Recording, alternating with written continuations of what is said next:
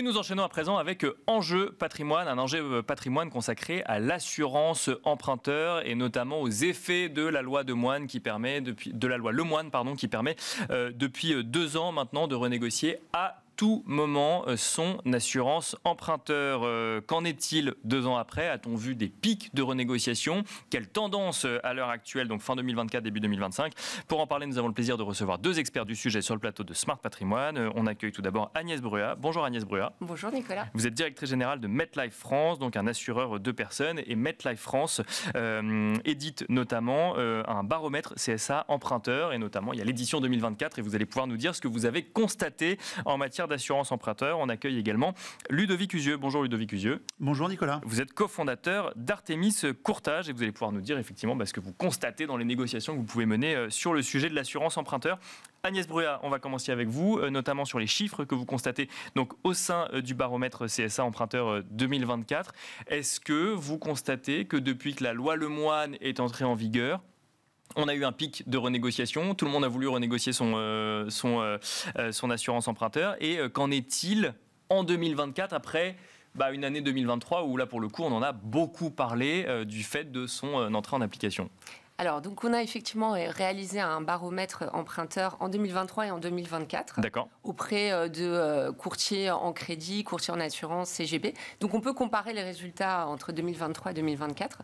Donc, on avait vu une hausse, un succès, on va dire, en 2023, beaucoup de substitutions. D'accord. Ce qu'on voit en 2024, c'est plutôt une stabilisation. D'accord. On a 70% des distributeurs qui nous disent que pour eux, l'activité en substitution est stable. Et on a aussi un autre élément, c'est par rapport aux freins qu'on pouvait constater.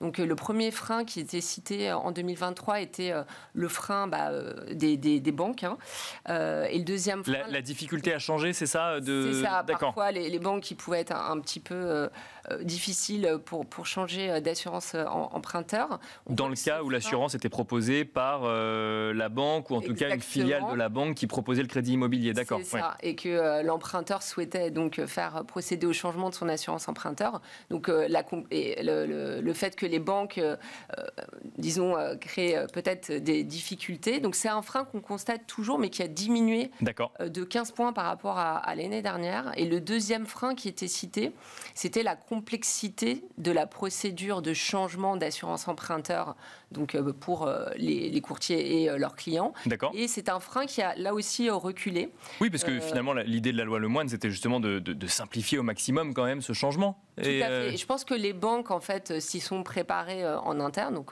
aujourd'hui, c'est beaucoup plus fluide du côté des banques. Et je pense qu'aussi, il y a un certain nombre d'acteurs et d'assureurs comme MetLife qui ont mis en place des services un petit peu clés en main qui permettent d'accompagner les courtiers en envoyant les courriers recommandés, en relançant si on voit qu'il n'y a pas de réponse de la banque, et voire même en appelant les conseillers bancaires pour pouvoir en fait éditer les avenants, parce qu'il y a quand même tout un process opérationnel donc qui semble en tout cas se fluidifier, c'est ce qu'on constate. Ludovic Usieux, c'est plus simple en 2024 de changer, en 2025, mais on regarde un petit peu l'activité 2024, c'était plus simple en 2024 de changer d'assurance emprunteur qu'en 2022 par exemple? C'est beaucoup plus simple. D'abord, il faut dire que la loi Lemoine, c'est la plus belle réussite de toutes les couches de réglementation et de loi qu'il y a pu y avoir sur l'assurance emprunteur depuis 2010 et la première loi Lagarde. Le process pour en sortir ou pour changer d'assurance emprunteur est beaucoup plus efficace. Et puis, ce qui est vrai, c'est que tout le monde s'était préparé à cette loi chez les courtiers en assurance, chez les assureurs, et qu'il y a des processus qui sont plus fluides, c'est beaucoup plus simple. C'est des petits formulaires à remplir. Il y a des courriers automatiques qui sont envoyés soit par le courtier, soit par l'assureur, et on sort plus facilement de sa première assurance pour en changer. Ça prend combien de temps globalement de changer d'assurance emprunteur? De quelques semaines à quelques mois, selon les formalités médicales, selon le montant à assurer ou à réassurer. Mais ça peut aller très vite aussi, en fait, parce qu'aujourd'hui, tout est digitalisé.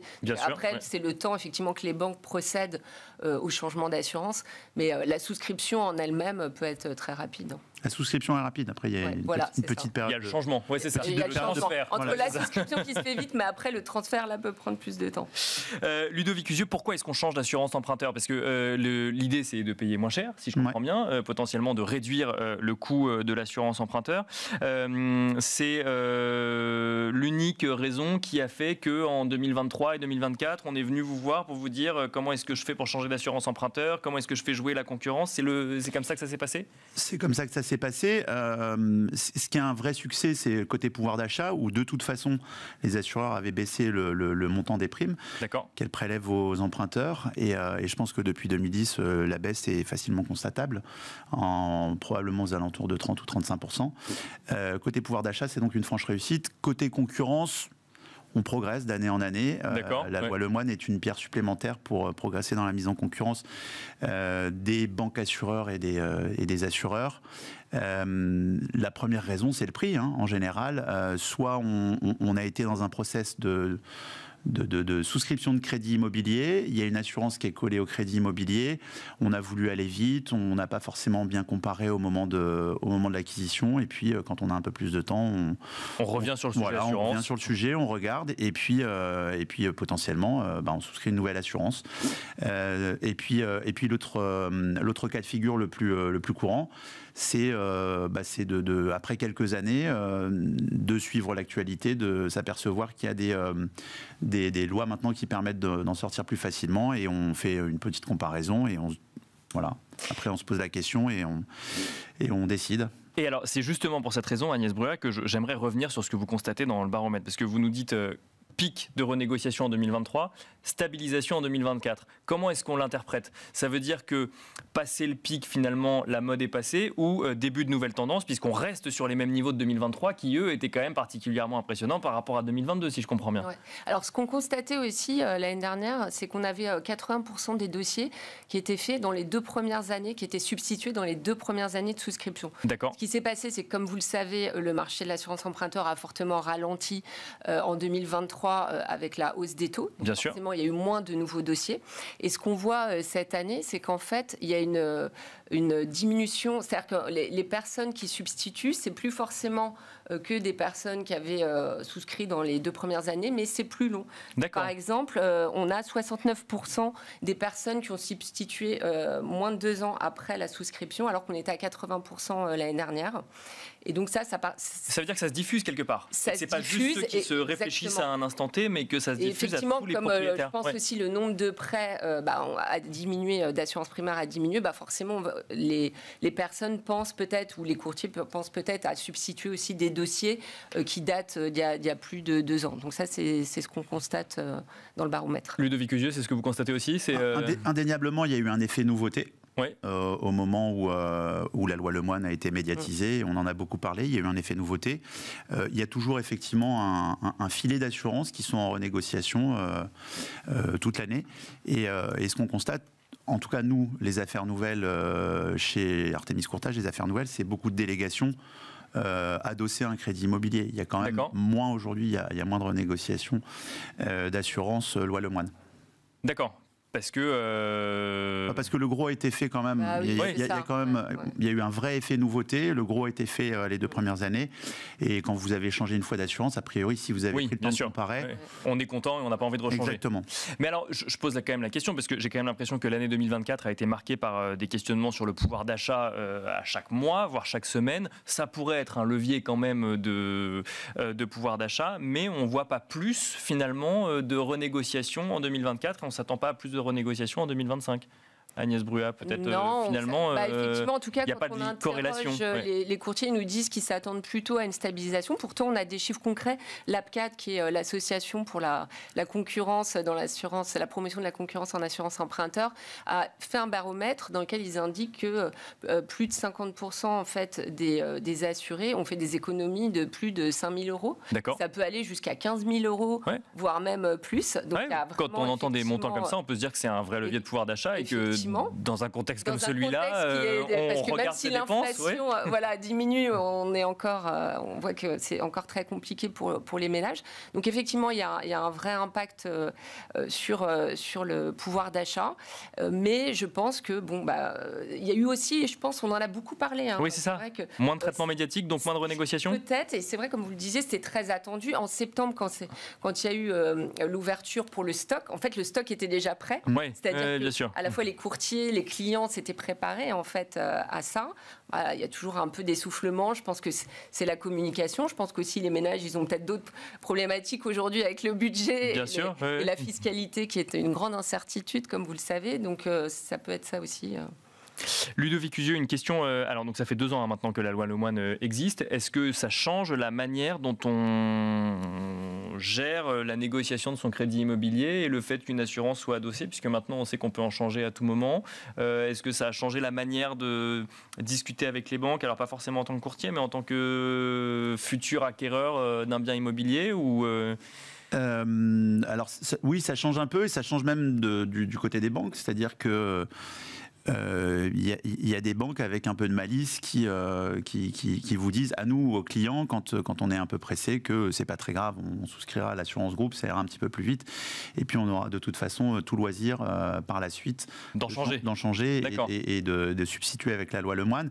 Donc oui, c'est amusant parce que ça devient un argument de vente de l'assurance groupe quelque part. C'est pour ça que je dis qu'il y a un peu de malice, mais pour le coup, les façons d'en sortir sont beaucoup plus simples aujourd'hui et c'est réel. Avant, moi quand j'ai commencé ce métier, on était un peu enfermé dans son assurance pendant la durée du prêt. Si vous aviez emprunté 20 ans et que vous gardiez votre crédit 20 ans, il y avait quand même peu de façons d'en sortir. Bien sûr. Aujourd'hui, c'est assez simple. Et les process sont simplifiés par les assureurs et les courtiers. Donc c'est un argument qui fait mouche d'un côté comme de l'autre. Agnès Bruat, est-ce que du coup les assureurs ont dû d'un coup d'un seul s'attendre à voir grossir leur activité côté assurance emprunteur ? C'est-à-dire que là, on attend de voir 2025. On sait que les banques, par contre, ce qui est sûr, c'est qu'elles cherchent à prêter, elles sont prêtes. Oui, ça, elles le disent ouvertement dans la presse. Je pense qu'il y a eu beaucoup d'articles dans la presse et ce qu'on comprend, il faut que ça représente des marges importantes pour les banques. Donc ça, c'est plutôt positif. On voit que la BCE continue à baisser les taux. Maintenant, on sait aussi que avec la dette, la crise du budget en France et qui augmente aussi le coût de la dette en France, il y a des effets des vents un peu contraires sur l'incertitude politique et fiscale, bien sûr, notamment pour les investisseurs, parce que c'est vrai que je pense que c'est différent le cas d'un couple qui achète un bien et le cas d'un investisseur, c'est un peu différent. Bien sûr. Ouais. Donc peut-être pour les investisseurs, là en ce moment, il y a quand même une période d'attentisme, mais en tout cas, je pense que pour les ménages, ça reprend. Et puis il y a beaucoup de communication en effet des banques, positives à ce sujet-là. Pour aller dans le sens d'Agnès, nous on met beaucoup plus de force et d'intensité à aller vers l'assurance déléguée la plus efficace à la mise en place du crédit plutôt que de devoir revenir après sur le sujet. C'est quand même, on a des chiffres de délégation qui sont très bons chez Artemis Courtage. Et si on peut le faire la première fois plutôt que la deuxième, c'est beaucoup plus simple. C'est encore mieux, oui, bien sûr. Ça évite de revenir sur le sujet après, et finalement, c'est mieux comme ça. Oui. Et puis c'est mieux, effectivement, je suis tout à fait d'accord, nous c'est pareil, c'est mieux pour le client final, effectivement. Maintenant, c'est vrai que parfois, quand on veut aller vite et sécuriser son prêt, on peut avoir tendance à se dire je prends l'assurance emprunteur de la banque parce que on veut être sûr d'avoir son prêt et ensuite substituer. Merci à tous les deux. Merci de nous avoir accompagnés dans Smart Patrimoine. Agnès Bruat, directrice générale de MetLife France, mais aussi Ludovic Usieux, cofondateur d'Artemis Courtage. Et quant à nous, on se retrouve tout de suite dans l'œil de l'expert.